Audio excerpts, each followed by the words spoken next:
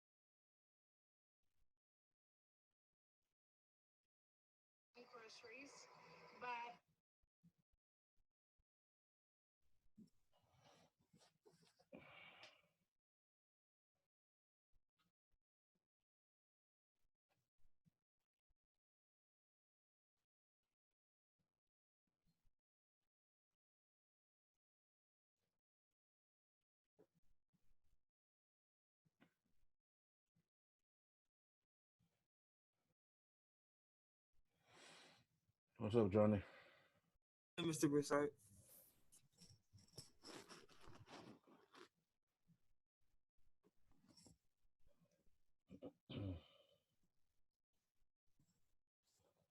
All right, it is 5. We're gonna start on the dot 5. All right, since there's only 2 for right now, I know some probably gonna come in later on. Um, First and foremost, hope everybody's doing well. Both of y'all doing well. Y'all safe, sound, and so on and so forth. And happy y'all here. Yay, Anna. Hey, Anna. Um, all right, so what's up, Miss Fraser? Again, hope everyone is safe and happy. Everything's going well for you all. Um, all right. So let's start this bad boy off. Keep in mind on Friday, I'm gonna have some announcements coming up after my call and announcements for the AP test.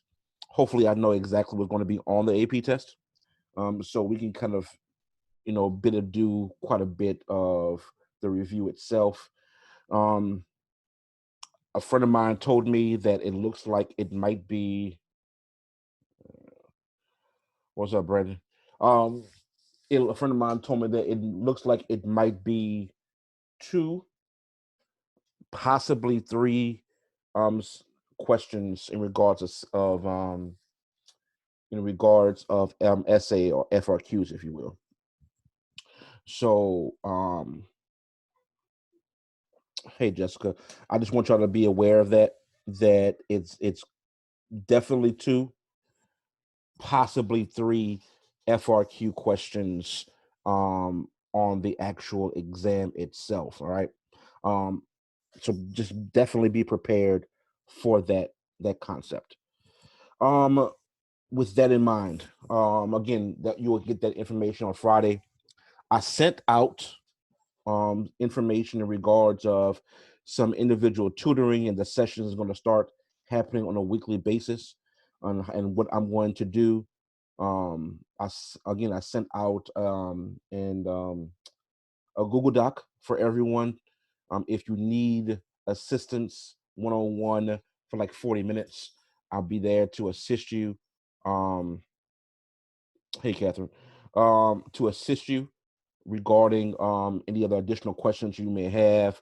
Um, Maybe you want to go over again the founding documents. Maybe you want to go over Supreme Court cases. Maybe you want to go over so on and so forth. Um, doesn't matter.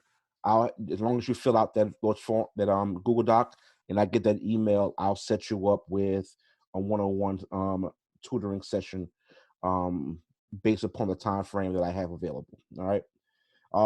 So please check that out when you can. That's going to be super important that you do. Um, Now, enough of me blabbing. Why is it not doing this? All right. Enough of me blabbing. Let's go ahead and start this bad boy off. What's up, Cyrus? All right, let's do this. All right, so we started for everyone who wasn't here last time. We kind of went over a little bit of FRQs. On Tuesdays, we're going to focus on FRQs. Thursdays, we're going to focus on the actual review, the unit reviews. And then I'll have tutoring sessions on Thursday, Friday for next week. Definitely Thursday, Friday, and Tuesdays. 1-on-1 session in regards to tutoring. But basically, what I went over was just the concept of the FRQ itself. And let me start this one. All right. And we started here with Unit 1 foundation documents, right? And what we did was kind of break down the perspective. What's up, Victoria? We broke down the perspective of FRQs, specifically Unit 1, right? Specifically Unit 1 is what we broke down, all right? So we went over this question here. Let me get out of this. All right. We went over this question, and what I did was later on that evening, I went over a breakdown. I broke it down for everyone overall. But let's go over this concept, and then I'm going to call individual students out because I gave you all kind of like a little assignment to kind of prep you regarding this regarding the Unit 1 FRQ. First, the United States Constitution ratification resulted from a political process that required compromise between the Federalists and Anti-Federalists. Many of the debates in government today continue to reflect the concerns of each perspective. Now, I want to be very clear about this, everybody. I will be calling upon students, all right? So I will need you to pay close attention and to participate, Johnny. So I'll be calling upon you. So please be ready to answer some of these questions I'm going to give to you. So let's go over this concept. First, compare the positions of the Federalists and Anti-Federalists regarding the power of the national government. Zeldy. What's up, Zeldy? What's up, Kendrick? All right. So let's do this. So with this in mind, let's go over who do I want to call upon? All right, let's do this. I know we went over this. So Amy, tell me a little bit about the first part. Compare the positions of the Federalists and Anti-Federalists regarding the power of the national government. The Federalists wanted a strong national government, Mm-hmm. and the Anti-Federalists didn't. They wanted like state governments to be stronger. Exactly, right? So thank you, Amy. So you're going to specifically talk about the power that the Federalist Party wanted, which was the national government to be a much stronger, much more unified unit as opposed to the state government. And in regards of that, you wanted the inverse, right? You wanted to say the Anti-Federalists wanted a document that specifically pertained to the strength of the states above the strength of the national government, and you're going to explain why. So my question to you, to Anna, why did Anti-Federalists wanted a state government power to be greater than the national government? What were they afraid of? What was the problem here?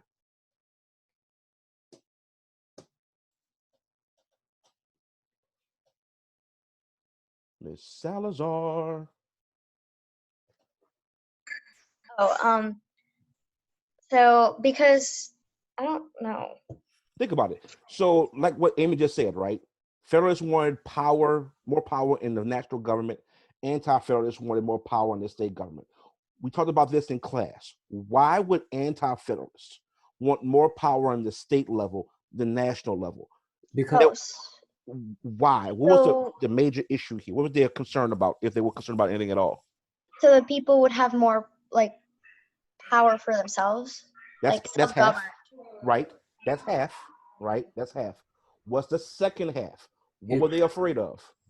The state had that the government would take all like control over everything. Exactly. And have no freedom. Exactly. The federal government would concentrate the power within the national level and supersede the state level, right? So when you're answering this question here about the comparison, you need to explain, right, the concept as to why this was the case, right? Excellent. What's up, Liv? All right. Part 2. Describe 2 features of the original Constitution that have led to a growth in the power of the national government.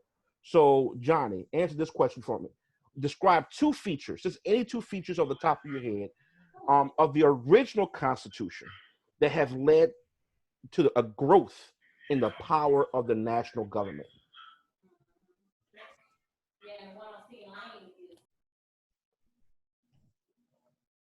Johnny. Yeah. Okay. Um.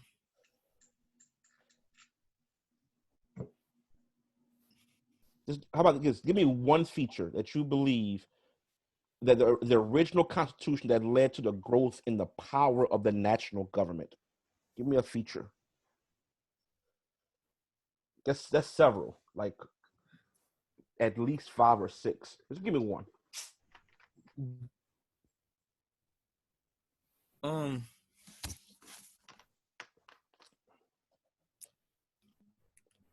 I guess one of the features is the powers that the national government holds over the state governments, like how the state governments have powers that only that they can hold, but the national government also has power that that supersedes the state governments. Yeah, but yeah, you can look at it as a feature. Okay, I'll buy that. You have to explain it better, but yeah, I can buy that. I can buy that argument. Okay. How about Miss Frazier? What's another feature that you believe that the original Constitution that had led to a growth in the power of the national government?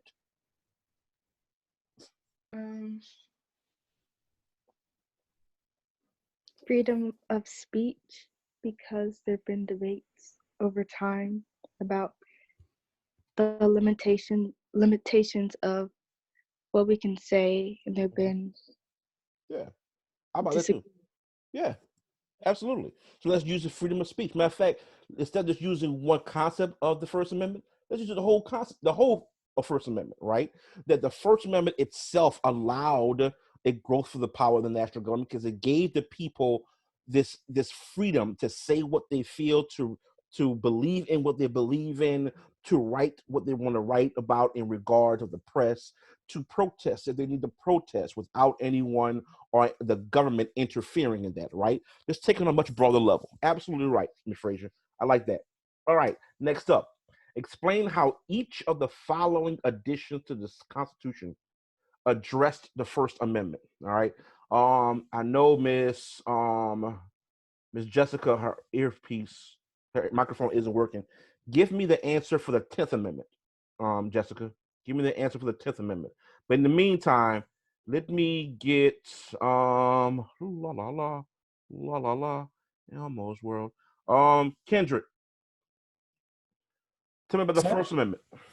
so pretty much with the First Amendment, there are three things regarding to freedom, which Yep. is freedom of speech, freedom of the press, and freedom of I forgot the third one, freedom of expression. So pretty much how they regard to the Not expression. Not expression. uh, The concept of expression controls all 5 features of the First Amendment. yes, sir. Because you can express yourself verbally, you can express yourself in written word like the press. You can express yourself through protesting, such as the right to assemble. Right. You can express yourself in the aspect of religion. Right. Freedom of expression contains all 5 levels of the First Amendment. So I can take the concept of expressing yourself through A, B, C, D, E. Right. That's fine. So go further than that. Go a little bit further. Finish it off. Finish it off. I'm gonna tell you. Well, with that, it's regarding to how the anti-federalists want to limit people's freedom in a way. No, because remember, they were anti-federalists were so concerned that the elites were going to crush the common folk. Yes, sir. Right. So we knew that. But how? But the question is, you're halfway right, right, Yes, sir. about expressing yourself through these 5 pillars of the First Amendment. Yes, sir. But the question is, explain how each of those truly, specifically in the additions to the Constitution, address anti-federalist concerns. What they're saying here, Kendrick and everyone else, say, look, the First Amendment gave the rights of individuals, the freedom, not just of the expression as a whole, but to freely express themselves verbally Yes, sir. through speech, freedom to express themselves through protest, through assemble, freedom to express themselves through religion purposes. That's where you want to go with it on the First Amendment. Yes, sir. right? Just want you to just explain it on the individual tier, right? On the Oh, individual tier, not just the same by expression, but that's good. yes, sir. That's Thank you. good. Hold on. All right. So, where is, all right, here we go. All right, Jessica, for the 10th. The powers that didn't belong to the national government were given to the states. The states received more power through the 10th Amendment. Absolutely right. So the 10th Amendment stated that whatever isn't written in the first 9 amendments to the Constitution, to the Bill of Rights, refer back to the states. So states have enormous amounts of power, almost similarly to the federal government. Absolutely right. Let's do the last portion, right? By explaining how one of the following clauses of the 14th Amendment has altered the balance of power between the state and the national government. So with that, let's go with hey Brandon, give me about due process. Um, okay. The due process says that the government like needs to respect the rights of the people, something like that. You getting there? You getting there? So it gives the people more power to like express their Mhm. legal rights without any punishments. Right. You're right. Yeah. There you go. Keep all going. Go with your first instinct, Brandon. Right. So it's to safeguard, right, individual life, liberty, and property. Right. Those 3 pillars of due process: life, liberty, and property. So the 14th Amendment is there to specifically protect us as individuals, our life, whether we believe it or not, our liberty, whether we believe it or not, and our property. Same concept, right? Now, Cyrus, tell me about equal protection clause. Say the question again. Yeah, for equal protection clause, right? Tell me about explain how that particular clause in the 14th Amendment altered the balance of power between the states and national government. Um,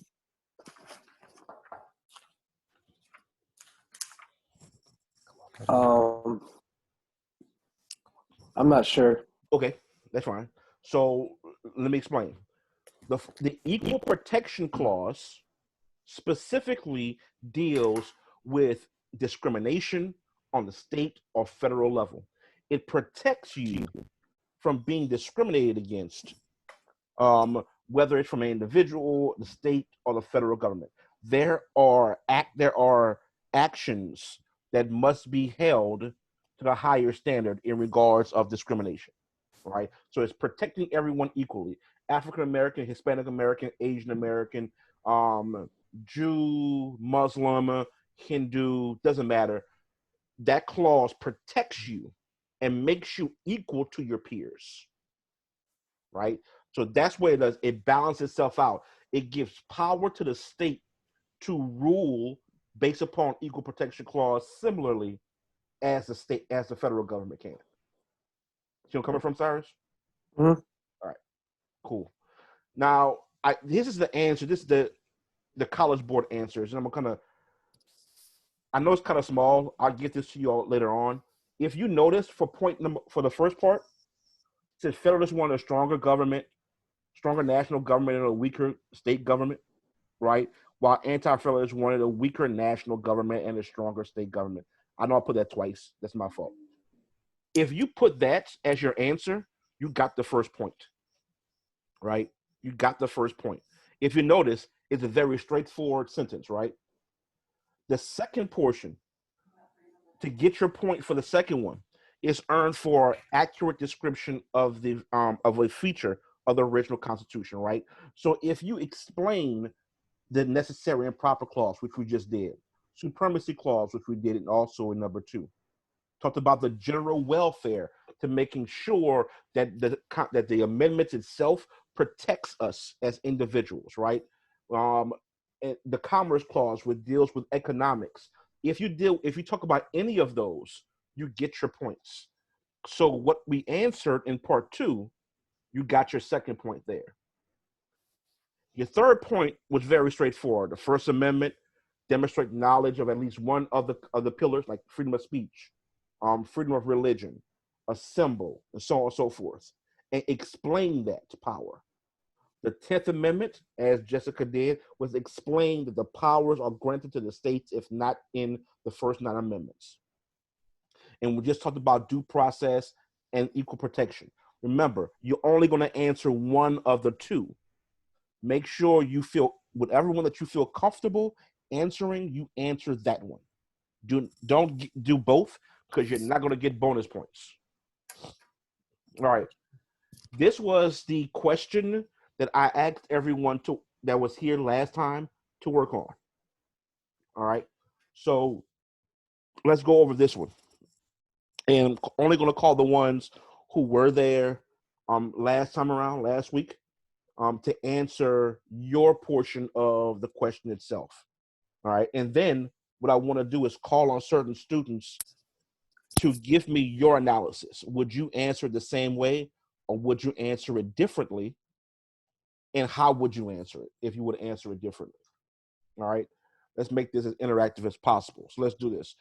First, the Constitution limited the power of the national government and restricted popular control.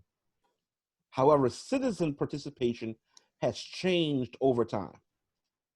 So the first question is this: explain how each of the following constitutional features protects against the concentration of power in the national government. All right. So we got checks and balances, and we have federalism. All right. So let's start with Johnny on the spot. Give me that one. Explain how each of the following constitutional features protects against the concentration of power in the national government. Start off with checks and balances. Okay. So checks and balances protects against the concentration of power because it ensures that no one branch would have too much power. As say if a branch wanted to go mad with power, say like if the legislative branch wanted to corrupt the rest of the branches, if it wanted to I'm messing this up. But say the legislative branch wanted to pass laws that were unfair, the executive and judicial branch would be there to stop that from happening, with the judicial branch being able to call them unconstitutional and the executive branch with the president being able to veto them. So that's how each branch can go against each other to make sure that not a single one of them in the national government would be able to have too much power. Okay. And what about federalism? And in federalism, that's more based upon the states and the national government. It spreads the power across them, as the states have powers that are left to them.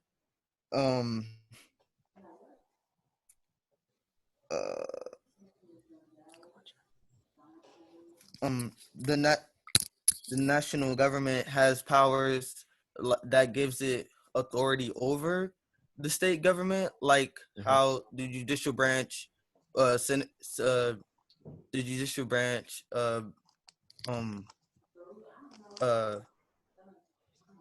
what's it? Senator. You're getting there. You're getting there. But the Supreme Court, like the national Supreme Court is stronger than a state Supreme Court. But there's things that the national government can't do, and that's left to the states. So that gives the states power itself, and so that spreads it across. Right. You're right with the answer that you gave. You just kind of, I call, moseyed around the mulberry bush, right? In other words, you gave me the answer, but you gave me a whole bunch of other extra stuff, right? That's cool. I'm with that. But remember, for this test, if you get a question similar to this, you're only going to have 45 minutes. And when that 45-minute ends, that's it. Your screen blanks, right? So I want you to be as absolute as possible. So one, in regards to checks and balances, you're right. You need to add on the fact that if one branch does this, you have this other branch to oversee, right? To make sure that this doesn't go through because it's against the Constitution, right? Show show the checks and balance system. Explain it, right? Give an example as an explanation.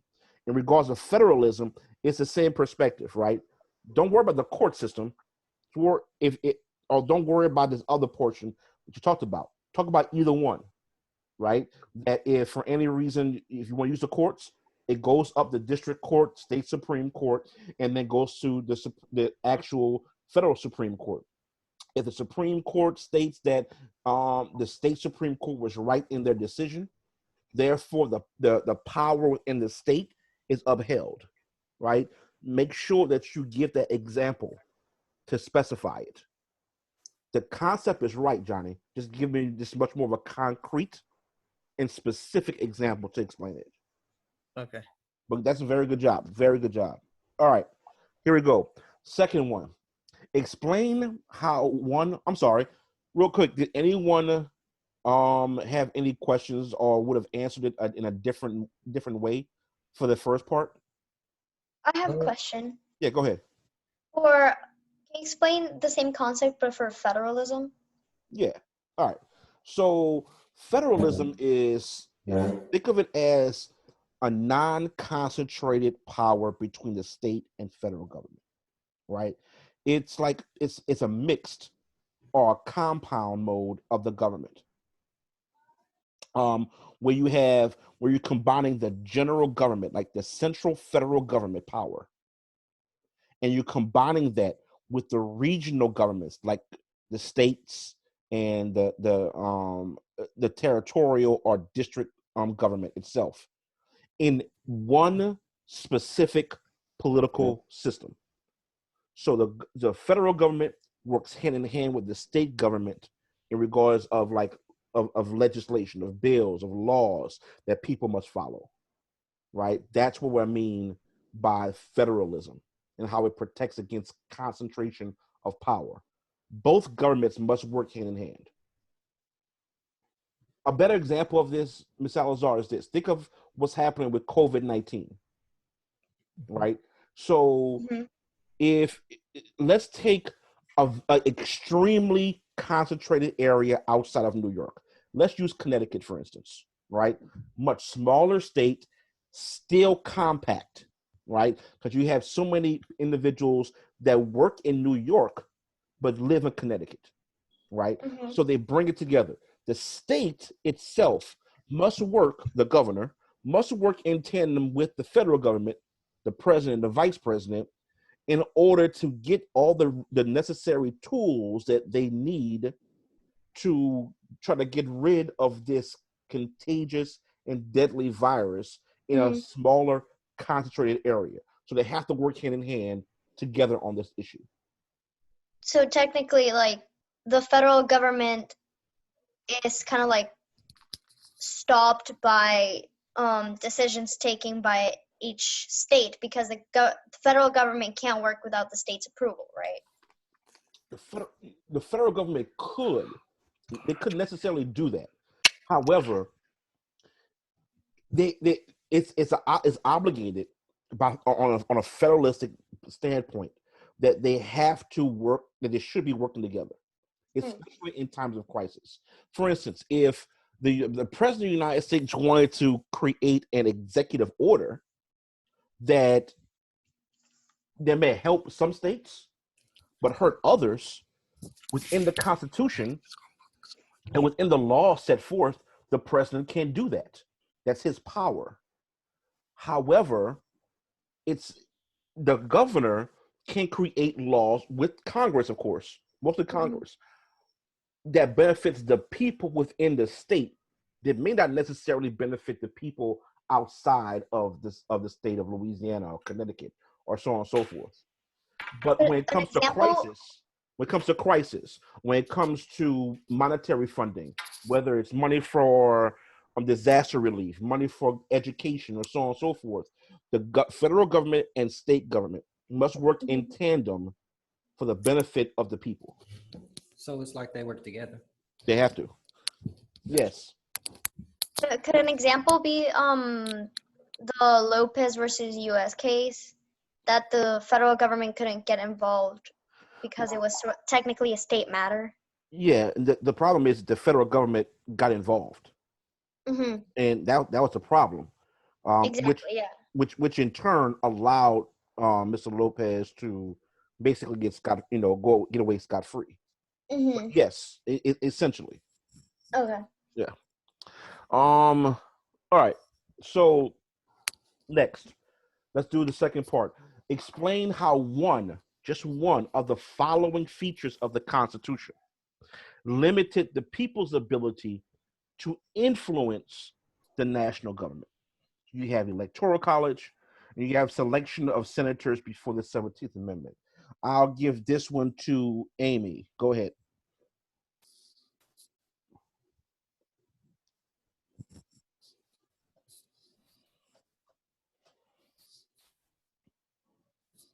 Amy, talk to me. Oh, I can't hear you. People to directly vote for their state senators, and beforehand, it was just state legislators who voted. State legislators didn't vote per se. What did they actually do? Select. Yeah, it just plain selected them, right? It really wasn't a vote. It was like, I want this one. Do you all agree? Yay, nay, boom. We went ahead, right? That's right. So for many of you who probably couldn't hear, Amy chose selection of senators before the 17th Amendment, right? And saying that before the 17th Amendment, state legislatures chose 2 senators to represent the state and the people. However, after the 17th Amendment, it allowed the people to decide the 2 individuals that will go to Washington, D.C. and represent them in on the federal level, right? So that's excellent point, excellent concept, right? Can someone tell me about the Electoral College? I can. Okay, go ahead. So pretty much the electoral college is people vote for a specific person, but the electoral college decides their self, so their vote doesn't count. Therefore, the people have less of an ability to influence the government because they already make their own decision. Like prime example, let's say a kid asks to watch a Disney movie, but their parents pick a Marvel movie. That would be an example. Okay, that's a pretty good example. The first part of it, you were on the right track, but you veered off. The example which was that you gave was very good. So, and good job on that one, Kendrick. Look, in regards to the Electoral College, let's take your example to the side because you can use that on the test. That's fine.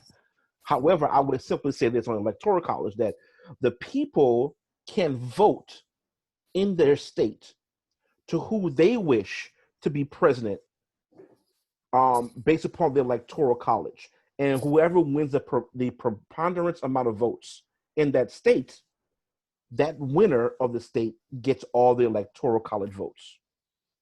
This hinders or influences the ability of the people to vote, which is why at certain states you have less amount of individuals to vote based upon like party lines. Like Louisiana is a deeply red state, and sometimes that can lessen the ability for many people to go out to vote because they may be disenfranchised or feel a certain way. For instance, you may want to watch a Disney movie, but your parents choose a Marvel movie. That's a kind of a lead into it, right? So excellent job. Thank you. All right, next question. Describe a constitutional amendment that increased suffrage. Describe a constitutional amendment that increased suffrage. A few of the kids that were here last time aren't here today. So let's go. How about this? Can anyone answer that one for me? Okay. Okay, go ahead. Okay. Who? Which one? Oh, good Lord, Johnny. Yeah. And then I'm gonna come to you, Ms. Salazar. Go ahead. All right. So an amendment that increased suffrage was the 19th Amendment because this allowed more women in general to vote. This allowed women to vote, so it increased suffrage for women. Okay, I'll take that. Yes, that's absolutely correct, sir. Right. So let's go a little bit further. All right. I really want to go a little bit further than that one. Ms. Salazar, give me your answer.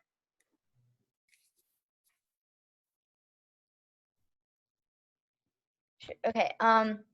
Well, give me a second. Let me remember which one it was. I think it was the no more. I'm thinking of the three that have to do with African American rights and all that. What amendment is that one? 14th equal rights, because that gave No, Black people the right to vote, right? So no, technically, not 14th, no, it's not 15th. 15th. 15th. Yeah, sorry. 13th was abolishment of slavery. 14th was what? 14th is Equal equal rights to rights, right? everybody. Yep, equal rights, right? And 15th was 15th is voting. right. Okay, yeah. So we I got. always get confused between those two.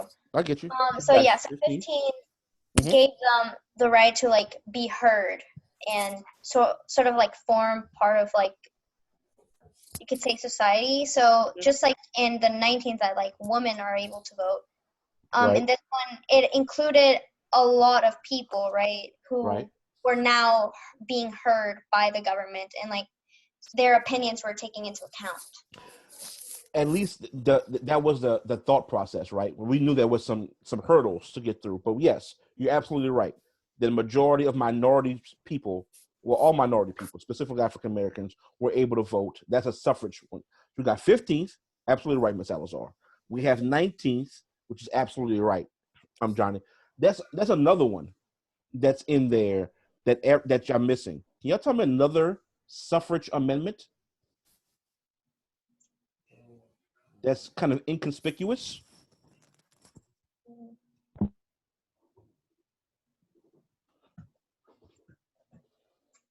The 24th. Oh, the 26th Amendment, 26th Amendment. What's the 26th Amendment? which is that you have to be 18 or older to vote. Ding, ding, ding. Right? So you could easily use the 15th Amendment, the 19th Amendment, or the 26th Amendment. And how is the 26th Amendment, how does that increase suffrage? It increased suffrage because more young people vote. Right. So you open up the floodgates of about over 1 million young people to vote. Right? Because Oh, yes, Jessica. I'm sorry. Jessica's right also, real quick. On the 23rd Amendment. I'm going to get to 23rd in a second, Jessica. You're right. But I really want to go with those main three. But 26, go ahead, Ms. Salazar. You was going to say something. I was just gonna say, because in like what influences them, well, not influences, but like normally the most amount of people that vote are young people, right? Right. I mean, at least now, right? Because now they're much more civically engaged. There's two periods of time, right? You had the 60s, and early part of the 70s, when you had an influx of young people purposely going out to vote for their particular interests. And now you have this specific generation, Generation X, if you will, where now they are very involved, civically involved, to the point of them even running for offices. If it wasn't for representatives like the late Shirley Chisholm being able to galvanize young people to go out to vote, you wouldn't have a lot of young people going out to not only vote, but to run in the 70s. You also have, even now, the situation of the Me Too movement, Black Lives Matter, and so on and so forth, when you have a large number of individuals, specifically young people, not just voting, but also running for office, like Alexandria Ocasio-Cortez, Representative Ilhan Omar, Miss Representative Ayanna Pressley, So you have a whole bunch of young people that's voting out overall. Now, for Jessica, when you talked about the 23rd Amendment, in particular, um, yes, to allow Washington D.C. to really be heard was a game changer as well.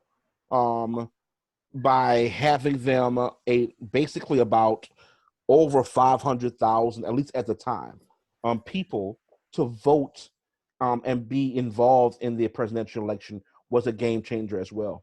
I totally agree with that. Hold up. All right.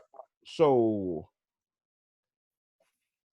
the 24th,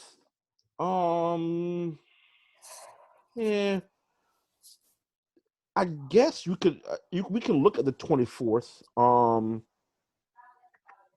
What did the 24th Amendment do? Texas.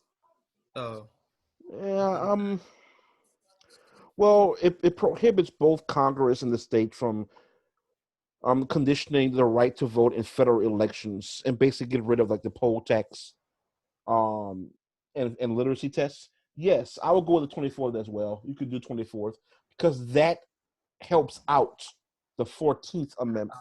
I'm sorry, the 15th Amendment to the Constitution.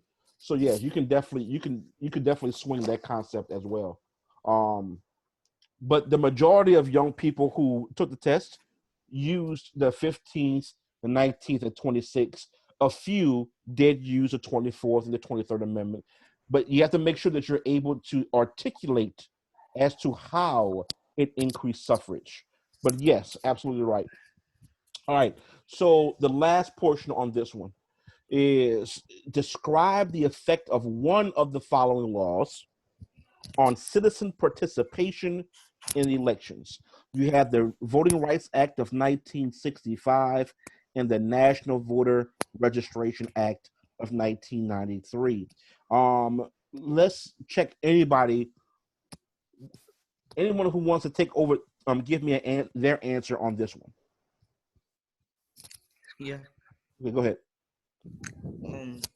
For the Voting Rights Act of 1965, it increased citizen participation in elections because it got rid of discriminatory efforts of stopping minorities from voting, right? Right, such as what? Such as the poll tax from before. Yep. Poll tax and what else? Literacy test. Yes, the literacy test. Absolutely right. That good stuff. Mm-hmm. Excellent. Excellent. Now, can someone give me an answer based on the National Voter Registration Act of 1993?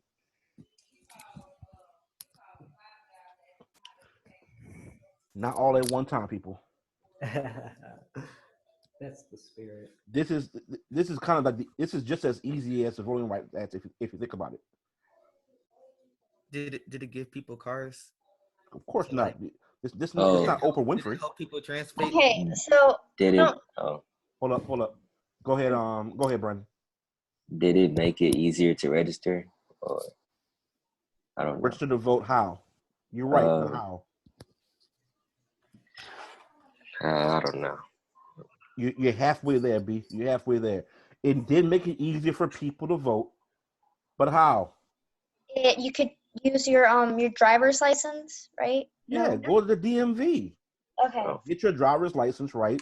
Once you get your driver's license, they ask you two questions. One, are you part of the selective service? Did you apply for the selective service? If they say no, if you say no, guess what? You're gonna be part of the selective service. Yay for you. Number two, are you registered to vote? If you say no, they ask you, do you want to register to vote? Obviously, you'll say yes. You'll fill out the form, give it to them, and you are officially a voter within that state. I have a quick question. Yes. It's not about like specifically this, but Okay. how is voting in November like looking for in general with the whole COVID-19 thing going on? Are they like planning ahead for that or something? Right now, I would say no. And I think the main reason why is, right now they're more concerned about the here and now as opposed to November. Okay. I think if you notice, I didn't send or say anything in regards of what's happening as it pertains to um like the primaries Hmm. for obvious reasons, right? Hey Tina, they're not too worried about that right now. Okay. Um and they're more concerned about COVID. That's why you didn't hear anybody on the campaign trail because they can't be on the campaign trail.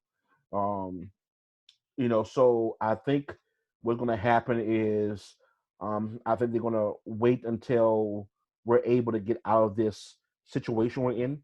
More than likely, May. Hmm. I would venture to say you didn't hear it from me. June, um, and then reassess, and then figure out what's going to happen within the next month and a half. Hmm. Because it's getting worse in Louisiana, it's getting worse in Mississippi, and in New York, and in Connecticut, and even Virginia and Maryland are pretty big right now. So yeah, I would wait. I think they're gonna wait for it. All right. Wait, how Yeah. how long do you have to wait to register to vote? Like, say if you wanted to register to vote for the president election that happens every 4 years, Yeah. can you register to vote like after 2 years? When you're 18, you can vote. Um, in Louisiana, you won't be able to vote immediately. That's why you have a I want to say 3 weeks from the time you register to the time you can actually vote. Oh, but Uh, after that, you can just register at any time, right? yes, as long as you're 18. Yes. If you were to turn 18 right before the voting, for example, in October, Yeah. register beforehand, like when you're Yes. still 17. The moment you turn 18 is when you can vote. If it's like 1 month before the presidential election, then you go ahead and you register to vote, and you can make that happen. The faster to do it would be online because it can be processed much sooner and quicker, as opposed to, like, say, getting a registration card and mailing that in.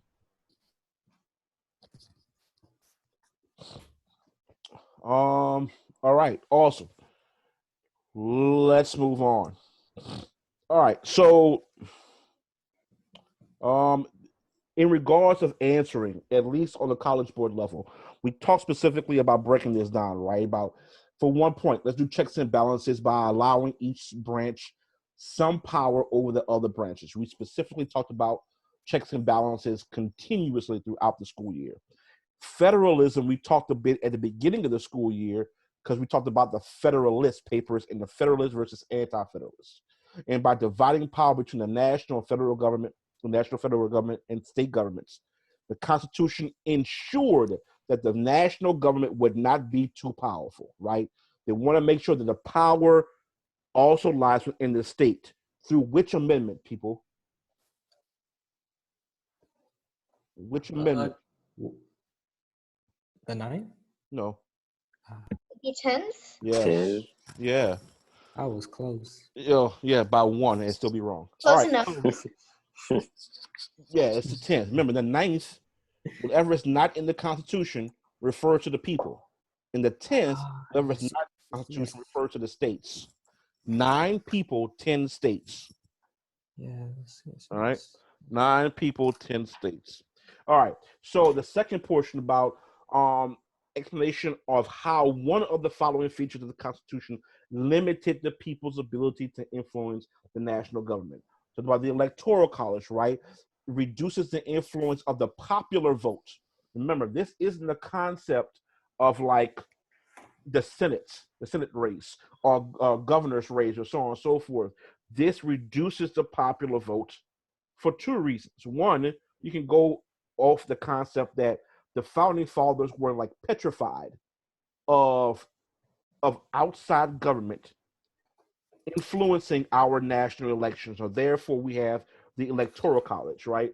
And then on top of that, it allowed for individuals to campaign in states, and so therefore, states have some type of electoral power in regards of the president being elected. right? There's so many other areas you can go with. Selection of senators, as Amy talked about earlier in regards of before the 17th Amendment, state Congress chose their senators. 17th, we get to choose. And because of that, before the 17th, the people didn't have a voice when it came to the federal government. And of course, the suffrage, the 15th, 19th, 23rd, 24th, and 26th, which we went over all that not too long ago. All right.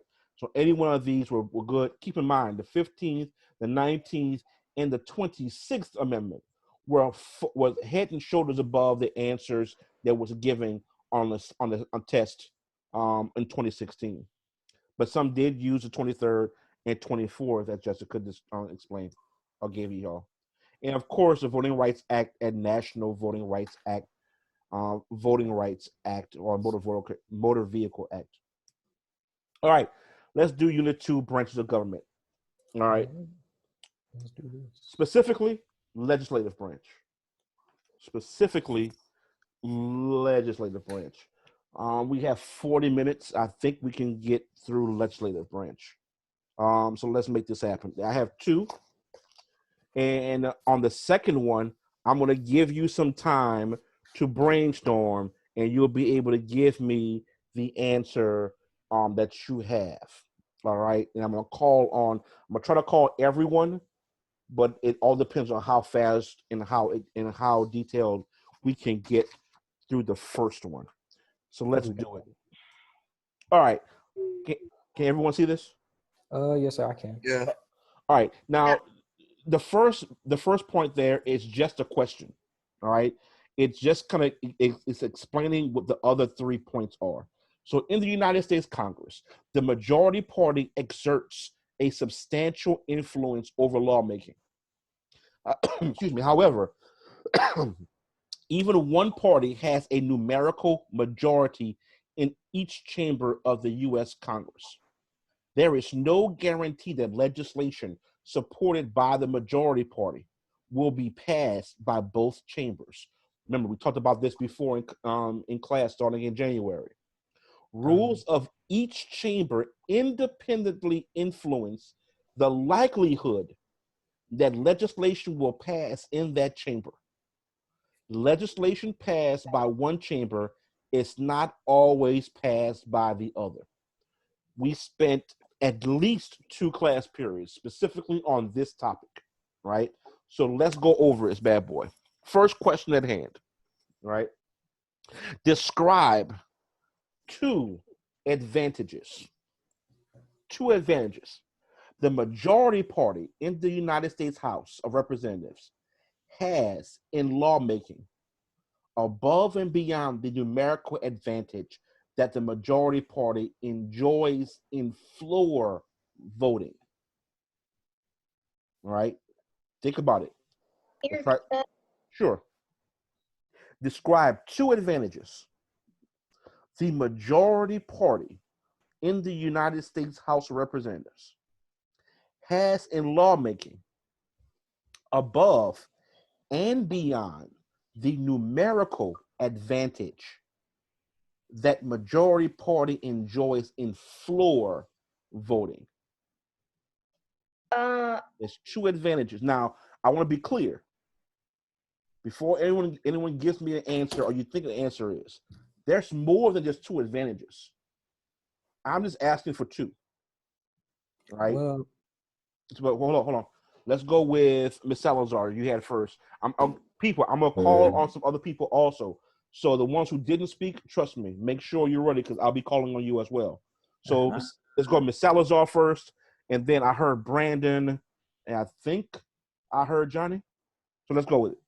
Okay, so when, for example, the House makes a law and it goes through the whole process and it enters, as soon as it enters the Senate, majority can decide to kill the bill there and then, right? So, for example, if the Senate is Republican and the House is Democrat, the House makes a law for against guns, right? For example, And then as soon as it enters the Senate, since they're Republican, they can kill it there without even debating on it. Yeah, yes, but I think you're going. Okay, so I think you're kind of sort of answering question 2, Oh. which you are. Matter of fact, you did answer question 2. Okay, I'll come back to you, Ms. Salazar. Hold on a second. All right, Brennan, give me yours. I didn't say anything, but Okay, I thought I did. I thought you said something. I'm sorry. Okay.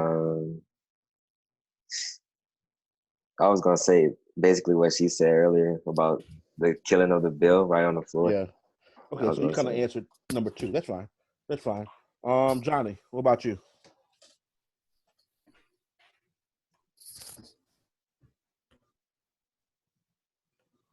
All right.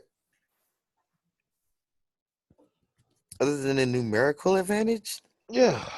Other than the numerical advantage. How about give me one? Give me one advantage. I can't even think of one right now. Okay, I'll come back to you. Mr. Broussard. Yeah, what's up? My Wi-Fi is acting up, so I'm gonna leave and then come back. That's fine. How about Victoria? I haven't heard from you yet. Victoria. All right, give me one advantage.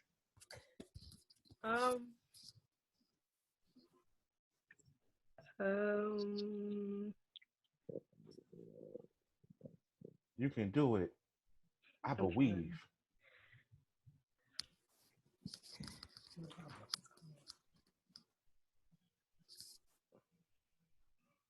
No answer yet? Okay. It's probably wrong, but I'll just try. Let's try it. So the majority party has like more support, I guess. That's a very broad answer, but I want to be specific. I think I know where you're going with it because of how you put it. Mm-hmm. It needs to be narrowed down. Hold that thought for a second. Hold that thought. Okay. Liv, tell me about yours. Give me one advantage you think or you believe has it. Give me one advantage. The Speaker of the House. Ding a ding ding, ding a ding ding. That's one of them. Ding a ding ding. If I was there, I'll give you a high five, Liv. Awesome. That's one of them. Here's another one. Submission of legislation. Just to submit legislation. Remember, you said this earlier, Ms. Salazar, about just submitting the legislation. If you stop there, you actually gave one portion of Part A. Just a submission of legislation. Here's another one, people. Committee chairs. Oh, who has the... Okay, that makes sense. If you have the majority numbers, right, it's not just about the voting, it's about who's in charge of each committee.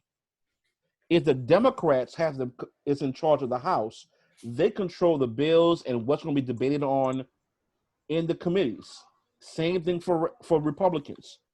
So we have Speaker of the House, we have the submission of legislation, we have committee chairs, right? So we have these concepts available, right? Even it kind of bleeds into part 2, right? Describe 2 differences between the House and the Senate. 2 differences. So Jessica, Jessica's sending me this now. Yes, Jessica, the majority party can create debate rules, which gets into number 2, right? I'll get to you in just a second, Amy. Well, let me answer your question, Amy. Then I'm gonna get to Jessica in regards of what is submission of legislation again. So Amy asked this question. In other words, if you are the majority party, let's take in the House, the majority is what political party in the House? The party that rules over. Which party has the majority in the House of Representatives? Democrat, absolutely, right? So let's say the Democrats have majority power in the House, right? For you, Amy, if I'm a Democrat and I have legislation that deals with federal funding of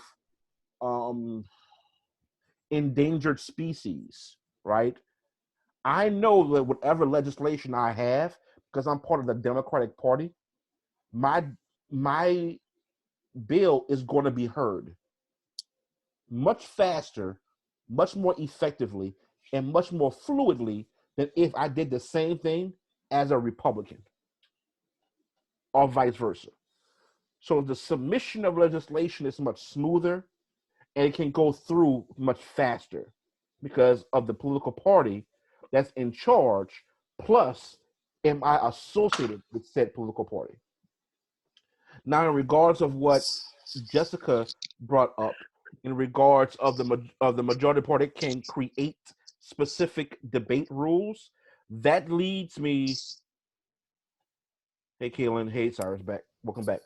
This leads into the second concept, which Jessica just brought up, is that describe two differences between the House and Senate rules that may make it likely that legislation may pass in one chamber, but not the other.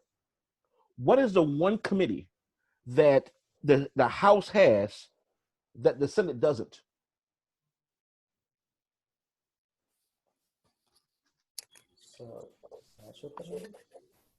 Which one? Substantial? No. What is the one committee that the House of Representatives have that the Senate doesn't have? That's uber important. Jessica brought it up. What committee is that called? It starts with the R, people. The Rules Committee? Ding a ding ding. Rules Committee. Oh. Rules Committee. Absolutely right, Jessica. Rules Committee. Look, for Victoria and Jessica, look, we get this, right? That's one difference that the House has that the Senate doesn't, or the Rules Committee. Those Rules Committee controls not just the House, but also the Senate to a certain extent, right? Also, a second portion is that what does the Senate has that the House doesn't fully have? Was the one power the Senate has that the House doesn't fully have? Would it be to veto a law by the president? No, everyone got that. As a Congress, they do. But what does the Senate have fully that the House doesn't have fully? Does that have something to do with the armed forces? No, not that. Not that. They both has the Armed Forces Committee. But what's the one power? The one power the Senate has that the House doesn't fully have? Filibuster? Ding a ding ding. Filibuster. Yay for you. Right? Look, the fact of the matter is, we talked about this before, right? About how like Nancy Pelosi in the House spoke for 14 hours. That wasn't a filibuster, right? They still voted on the piece of legislation. What that was a time filler, right? She just wanted to block time to try to delay the vote. In the Senate, when it comes to filibustering, you're not just delaying it, you're basically kind of canceling the vote and postponing it. So pretty much she's stalling. Yes, that's all she is stalling. Makes sense. So that's all like a filibuster pretty much They is. still voted later on that day. But what Strom Thurmond did in 1964, where he talked for almost a full day and peed in a bucket, Ooh, he specifically wanted to make sure that vote didn't happen. Matter of fact, it happened a year later. God. That's a filibuster. Good. Right? That's a filibuster. And Strom Thurmond was one of the biggest racists you could ever have in Congress, and he kept on getting elected. So basically, a filibuster is a more official stalling. Exactly. Or a way to postpone a vote in a full-fledged debate on a piece of legislation. The ultimate veto. Yes. Right. Now, I want to be clear about this. Can this vote happen later on? Keep in mind, in 1964, you had an election that year, right? So he delayed it until later on, when you still had many of these Democrats deciding we're going to go ahead with this, because more Democrats won in the Senate and took Senate seats. Therefore, it passed in 1965. Right. So that's that, right?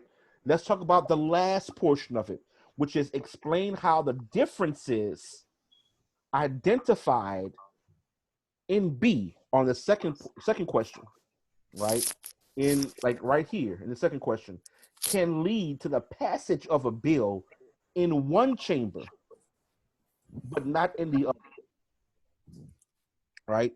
Explain how the differences identified in B. Remember, House rules, for instance, the Senate has full filibuster power. Explain how the differences identified can lead to the passage of a bill in one chamber, but not in the other. All right. I'll give you a minute. I want you to think about it. And I'm gonna call on Ms. Frazier, then I'm gonna get back to Ashmi. So let's give a minute, think about it, then I'm gonna start calling people out. So we can get ready for the next one that you're gonna need some time on.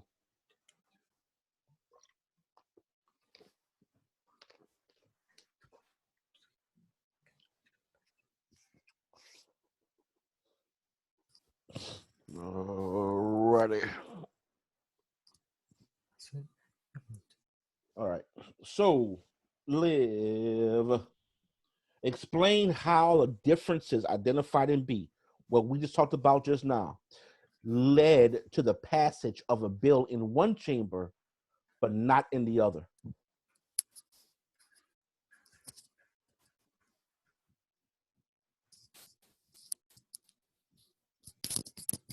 I'm sorry, I'm lost. Okay. My mom just got home. Okay. I'll come back to you. Look at the last question and think about it. Okay. I'm going to come back to you for an answer and your answer. All right, Ashmi, give me your answer to the last question about explain how the differences identified, which we just identified just now, can lead to passage of a bill in one chamber, but not in the other. Even though if the House passes the bill, the Senate can kill it by creating a filibuster? Right, that's right, because you can go with that. But if let's say the House, I want you to go further than that, right? So if the House is one political party, right, and the Senate is another political party, right, then you can bring in the concept of filibuster, right? Make sure you specify if one chamber is one party, the other chamber is another party, then a filibuster can happen and can halt the legislation, right? That's one concept, right? Let's go to how about let's go with Miss Frazier. Miss Frazier.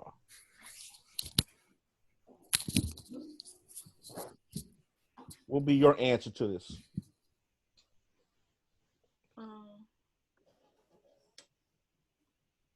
Can you repeat the question? Yeah, baby. Explain how the differences identified in Part B, right? When we talked about like the filibuster or the House or the Rules Committee or so on and so forth, can lead to the passage of a bill in one chamber, but not in the other chamber. Well, the House and the Senate, they may have different political ideologies, so or different beliefs.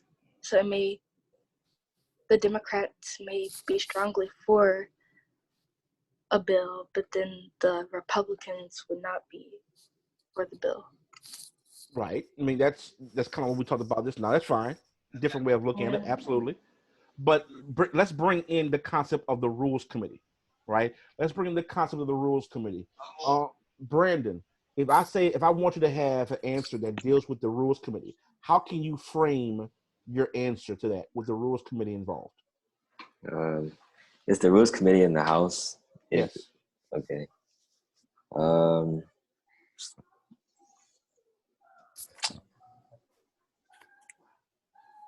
It can.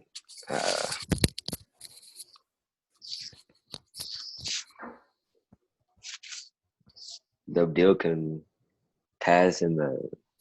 Well, it can't pass in the Senate. I mean, it could pass in the Senate, but not in the House because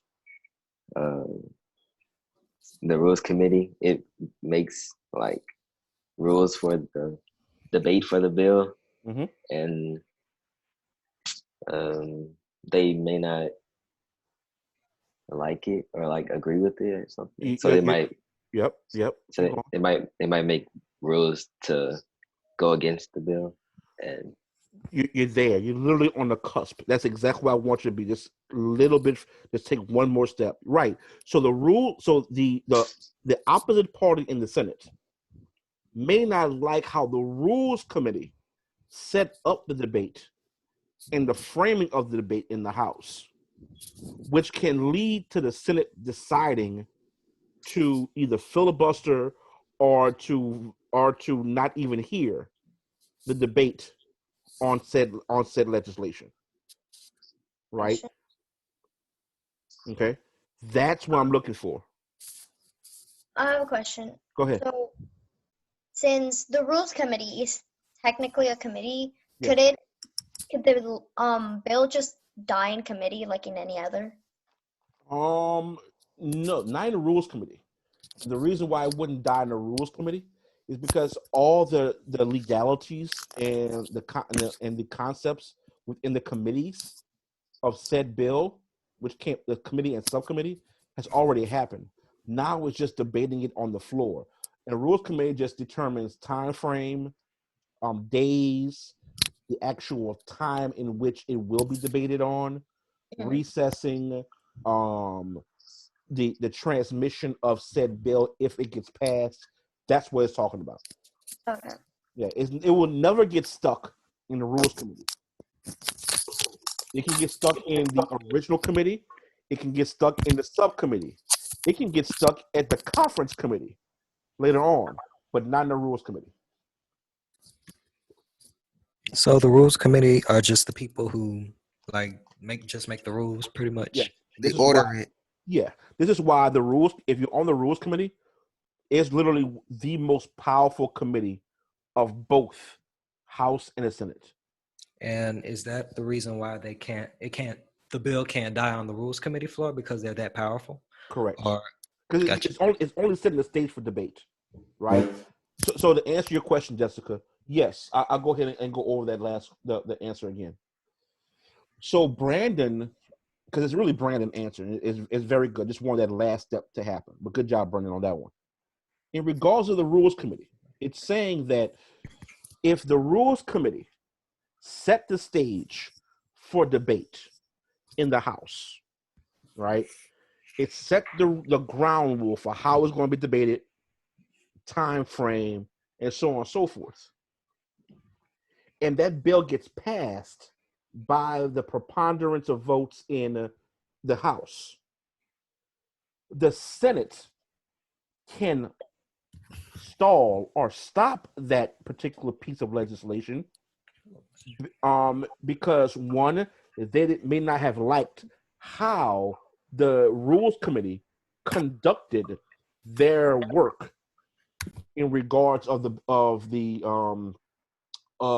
debate and then passage of said bill legislation. So it can die once the Senate Majority Leader gets it, or it can be a full-fledged debate on the Senate floor as to why this bill needs to die because of what happened in the House. The president used that as a way to veto a law bill. Do you know how he needs Yeah. like a specific reason to why he has to veto it? But he has to have a specific reason to veto it based on the grounds of the bill, not specifically how it's debated. Mm. Have presidents tried to do that before? Of course. But it didn't work because it was going to get overturned regardless, because it wasn't a legitimate reason. You have to explain why the bill that has been passed on the merits of the bill needs to be vetoed, not the process. Not just because you want it to be gone, you have to have a good reason. Right. You got to explain it. You know what I'm saying? You got to explain the concept as to why said bill needs to be blocked or needs to be vetoed, type thing. All right. Excellent job, everybody. Excellent job. Now, this is the part where we only got 15 minutes, but this is where you're going to need to write down the next question. We're going to take this up next week. Because on Thursday, we're going to go over 1/4 of Unit 3. We'll do 1/4 of Unit 3 on Thursday. But here we go. The next question at hand, and I'm gonna bypass the answers part. I'm gonna give you the answers for this on tomorrow, for at least this one that we just went over. But I'll give you this later on. All right, here we go. This is the question at hand. This is the question at hand. Let me read it for everybody. Make sure you write it down, because you're going to need to explain this, talk about this. It's for everybody overall. First, members of Congress are charged with 3 primary duties: writing laws, overseeing the implementation of laws, and serving the needs of their constituents. First question: describe the role of each of the following in lawmaking: Senate filibuster, House Rules Committee, Conference Committee. Now, what we just discussed should help you with this first question. The second question on this FRQ: describe one method by which Congress exercises oversight of the federal bureaucracy. Again, describe one method by which Congress exercises oversight of the federal bureaucracy. Does that mean checks and balances? Yes, essentially. All right. And the last question on this FRQ: explain how casework affects members' attention to legislation. Again, explain how casework affects members' attention to legislation. So again, 3-part question. The first question should be easy since we just went over this concept. Second one may be a little bit tougher. The third one is going to be a tougher one. But remember, you're able to look at notes, you're able to research and so on and so forth. All right. This is going to be your assignment for next Tuesday when we talk about this. Remember, next Tuesday, not only are we going to finish this concept of legislation, we're going to do executive, and we're going to do judicial, and we'll finish this off, at least for Unit 1 and Unit 2 FRQs, and then we'll do Unit 3, and so on and so forth. Remember, Tuesdays, FRQs and essays; Thursdays, unit review. So again, on next Tuesday, make sure you have your answers ready for this question. Again, members of Congress are charged with 3 primary duties: writing laws, overseeing the implementation of laws, and serving the needs of their constituents. Question 1, describe the role of each of the following in lawmaking: Senate filibuster, House Rules Committee, Conference Committee. Describe one method by which Congress exercises oversight of the federal bureaucracy. Listen to, really pay attention to number 2. Congress oversight federal bureaucracy, not the executive, but federal bureaucracy. And the last one, explain how casework affects members' attention to legislation. All right. I will have this lesson from Zoom and up on Google Classroom and on my YouTube page. I'm going to have the College Board lessons up as well. I missed yesterday and today because I was driving back from out of town, but I'll have that up for you as well by tomorrow. Again, I put up a Google Doc for you if you need one-on-one tutoring on whatever subject matter in regards of Unit 1, 2, or 3 for AP GoPro. My office hours are going to be available. I'm only going to accept 5 per office hour areas. Let everybody else know who was unable to show up or so on and so forth about the office hours in the Google Doc that I have on your Google Classroom. All right. Any other questions, comments, or concerns that you may have for me, peeps? Coach Week, I got a question real quick. What's up? Could you repeat the dates you said about resume, like when's the FRQ? Because I heard you, but I didn't write that. About which one again? I'm sorry. Like you said, Tuesdays and Thursdays are FRQ. Yes. Yeah. So on Google Classroom, I put a schedule up.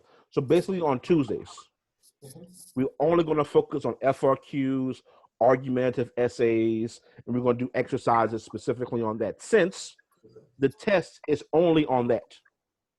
So we're going to focus one day on just that alone. Yes, sir. On Thursday, we're going to break down unit reviews, right? We did 1, we did 2. We're going to do 3 on this Thursday. We're going to do it about a quarter for Unit 3 because that's a lot that we need to talk about for Unit 3. And then office hours I have are basically all day Thursday outside of the actual class that we're going to have Thursday late morning, early afternoon, all the way to the evening. Yes, sir. I'm also going to have some office hours Friday evening. And on Tuesdays, I think after 6:30, I'll have a couple hours of office hours. And I think I have like a 2-hour session early in the morning, that Tuesday morning, that I'm available as well. But I put it up on Google Classroom for you all. But every week, I'm gonna have a new doc, a Google Doc, in regards of office hours to fill up. It gets emailed to me, and I'll send you specific Zoom session and go from there. Yes, sir. Like specific dates to when we're Yeah. gonna get. Yeah, you're tutoring. You choose a tutoring time and date, and then I'll send you that Zoom invite, and then we'll have a Zoom session on that. Yes, sir. That leads to my other question. I wanted my tutoring to be convenient with you, so they didn't have like the whatchamacallit on their Google form. So I wanted to ask you like, what's the best time besides like those days, like you personally, like every day, like early in the morning or later on in the day? Depending on the day, man, because That's I try to be a dad at least one day of this week. Preferably Thursdays are the best days, to be honest with you, Ken. Thursdays, anytime Thursdays besides our session, as well as Tuesday after our session, I'm good with. Those are probably the best ones. SCOTUS project still due the 17th? Yeah, talk about that. Jesus Christ, a lot of these things.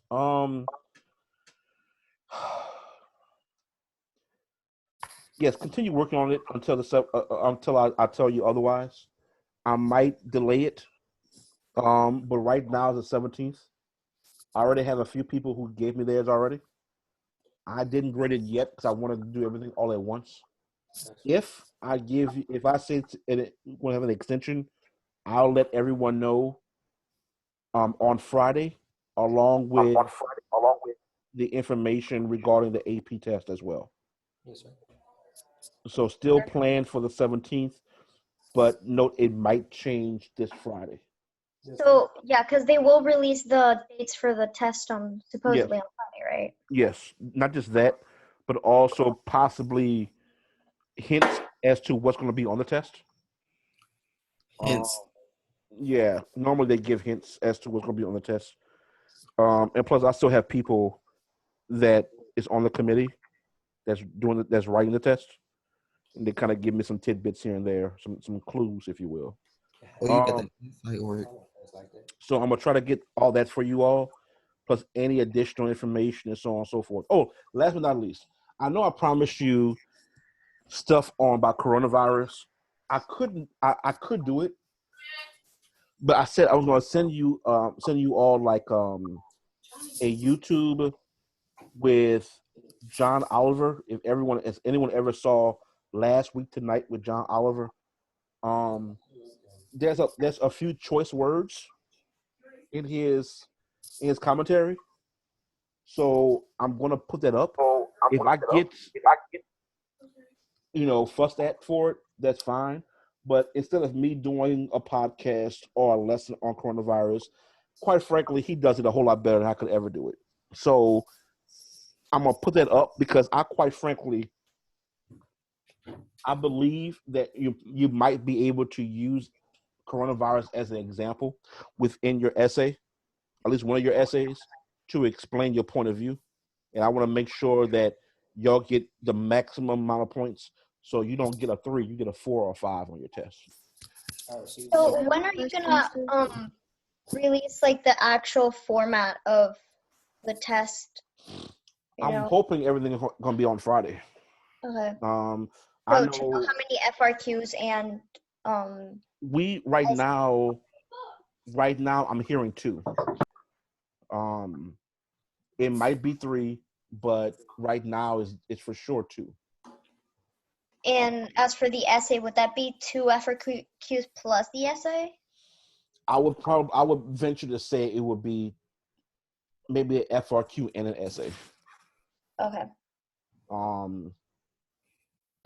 But the 45 minutes are strict because they cut it out exactly at 45 minutes.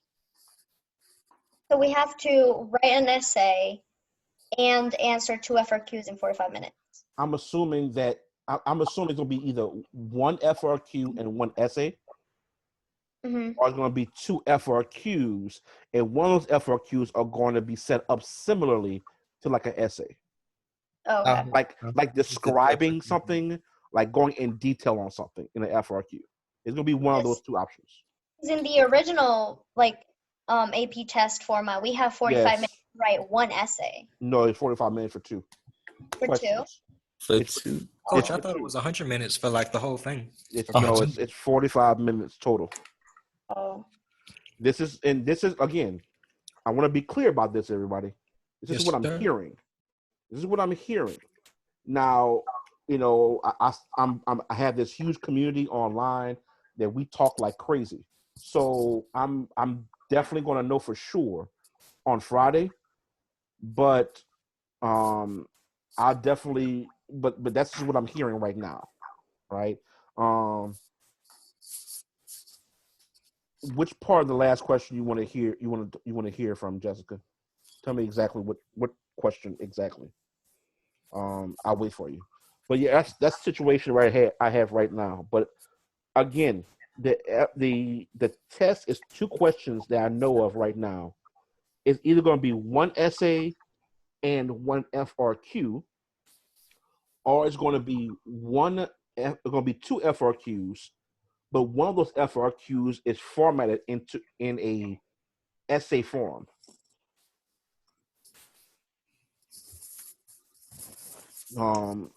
I can speculate. One has to be Supreme Court, about the Supreme Court, and I would speculate that another one is going to be a combination of the founding documents, Congress, and civil liberties. That's my guess. Because I can't see them doing another question, which again I'm told is not going to happen, on Brown versus Board of Education. I was told that's not going to happen. So that's where I'm at with it. And then they give us Lopez. I wouldn't be surprised if they did give you Lopez. If it's going to be Lopez, it's probably going to be attached to more to it might be one of those questions that might link to a civil liberties essay question, because Lopez, of course, was Latino, and obviously you could use that as a 14th Amendment clause type concept instead of a commerce clause. But that's just my speculation. I could be wrong with that, but I'll definitely know for sure on Friday to let y'all know. All right. But again, a whole bunch of stuff is going to happen on Friday. I don't know if I'm going to do a Zoom thing or I might just go on YouTube Live and post it for all I know. But I'll give y'all a heads up before I do anything. Sure. All right. Again, make sure that you, if you need tutoring, fill out that form, pick the days, and also for you, Kendrick, just let me know which one you prefer. If none of those work for you, just email me and we'll work it out. Yes, sir. But it's like what you want, cause I'm like literally free 24/7. So Let's just do it on. We can do it on Thursday. That's fine. Gotcha. Just choose a time frame. Do the Google form and just choose a time frame. Yes, sir. I'm good with that. For real Mr. quick, Brewster. hold on one second, Ms. Fraser. For Jessica, explain to me, Jessica, what you mean by explain the last question. Give me more detail about that one. I'll wait for you. All right, Ms. Fraser, what's up? Is it true that we'll be taking the ACT in June? Well, for those who signed up for it. Yeah, I gotta go back in my emails. ACT, I want to say, don't quote me, but I want to say this. I want to say that, yes, June is the date that you're able to. Where is this email I got? All right, June is the available date for the AP test, so it's been rescheduled for June 2nd for any student who does not have an ACT on record. If the stay-at-home order is lifted. Is it too late to sign up for it?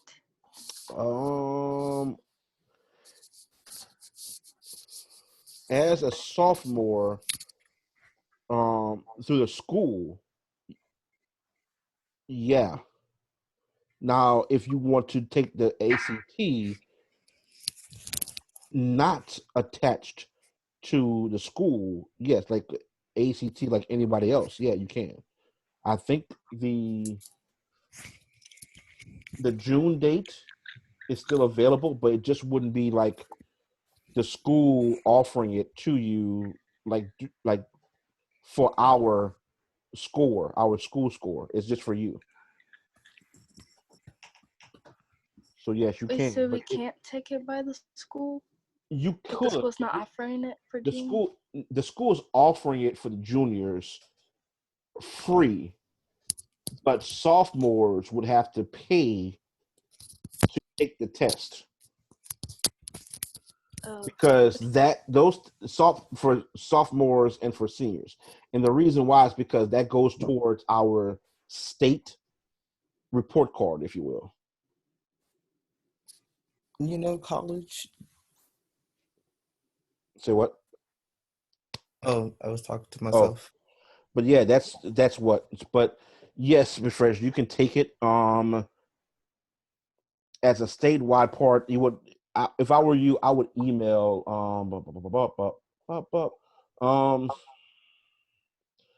I would email Ms. I would ask your mom or your dad to email Ms. Banks or call Ms. Banks and go from there. Well, actually, don't call her, but email her because she's not home. She's not at the office. Email her. She might be able to answer that fully, but I believe it's only for juniors and seniors at the school. But for you as a sophomore, you can take it at the school, but you would have to pay, and you would have to like do it pretty soon because the deadline I think is like in like a week and a half from now. Okay. Thank you. You're welcome, baby. All right. Anything? Oh, there we go. Just last question. Okay. Yeah, Jessica. In regards of what do I mean by members' attention to legislation? Okay. From the last question, I want if I understand your question correctly. All right. So let me get out of this part. All right. So basically, members' attention to legislation, particularly, Jessica, what I mean by that, and this is for everybody else also, if you just want a quick, excuse me, a quick refresher in regards of it.